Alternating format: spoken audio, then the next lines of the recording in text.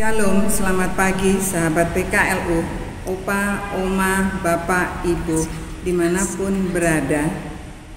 Salam jumpa dalam program saya dan PKLU membaca Alkitab bersama. Perkenalkan saya Yoke Sidabutar, anggota PKLU Jemaat GPIB Margomulyo, Yogyakarta.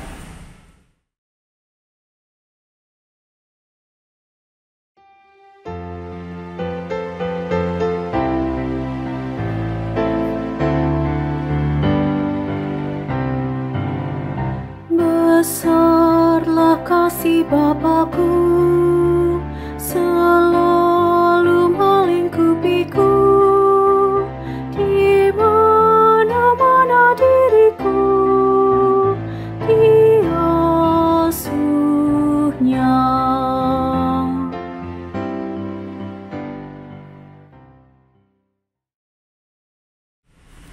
Opa, Oma, sebelum kita membaca Alkitab dan merenungkannya, marilah kita berdoa. Tuhan Allah yang Maha Kuasa, kami mau mengucap syukur untuk pagi hari ini. Kami akan membaca Alkitab, tuntun kami dengan Roh Kudus-Mu, agar kami boleh mengerti akan firman-Mu dan menjadi pelaku-pelaku firman-Mu. Berkati kami Tuhan, di dalam nama Tuhan kami Yesus Kristus, kami sudah berdoa. Amin. Pembacaan Alkitab pagi hari ini sesuai dengan SBU dari Lukas 13 ayat 10 sampai 17. Menyembuhkan orang sakit pada hari Sabat.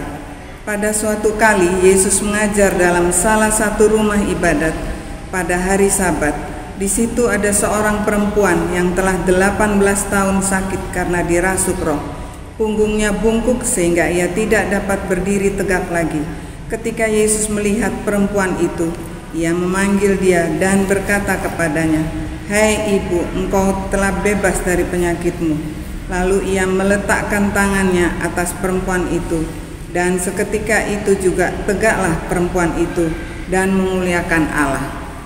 Namun kepada rumah ibadat marah karena Yesus menyembuhkan orang pada hari Sabat.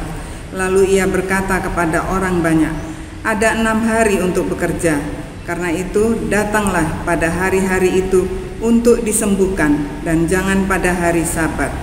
Namun Tuhan berkata kepadanya, "Hai orang-orang munafik, bukankah setiap orang di antaramu melepaskan lembunya atau keledainya pada hari Sabat dari kandangnya dan membawanya ke tempat minuman?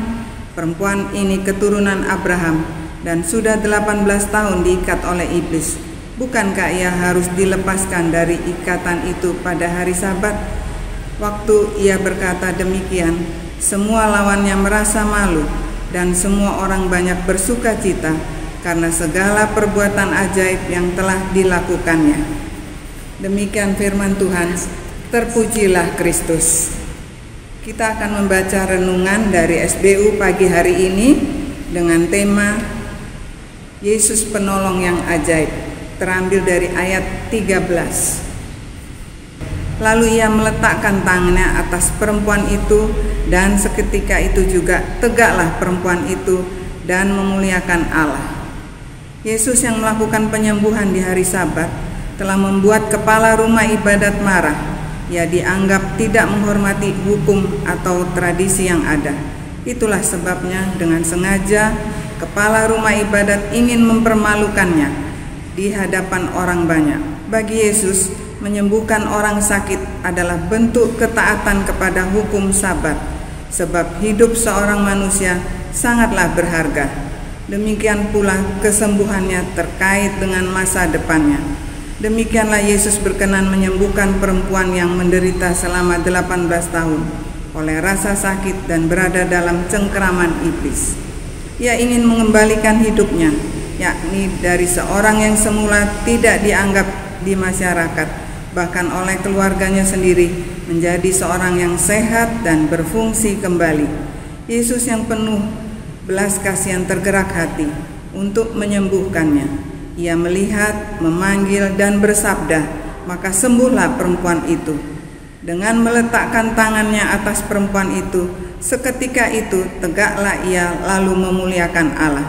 Bukankah seharusnya orang-orang sekitar turut bergembira karena ada seorang manusia yang dapat menghirup alam kebebasan setelah ia terkungkung selama 18 tahun?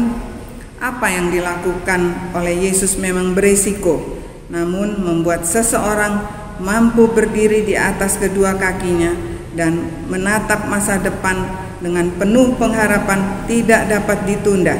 Bagi Yesus, tindakan menolong sangatlah penting.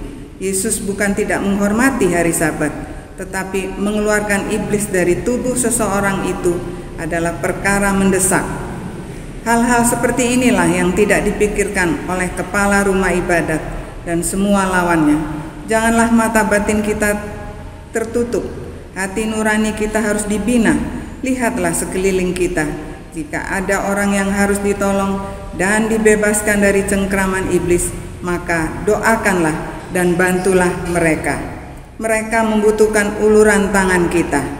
Demikian renungan yang sudah kita baca dari SBU.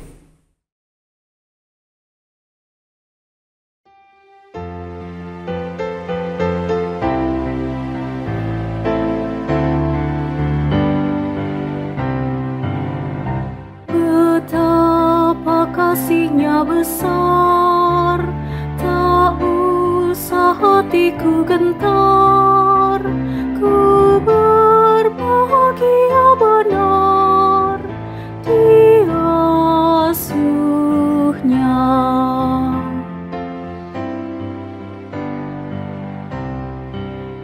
Ya Bapa, dalam kasih-Mu arahkan tiap langkahku, ku yakin Kau tetap teguh mengasuhku.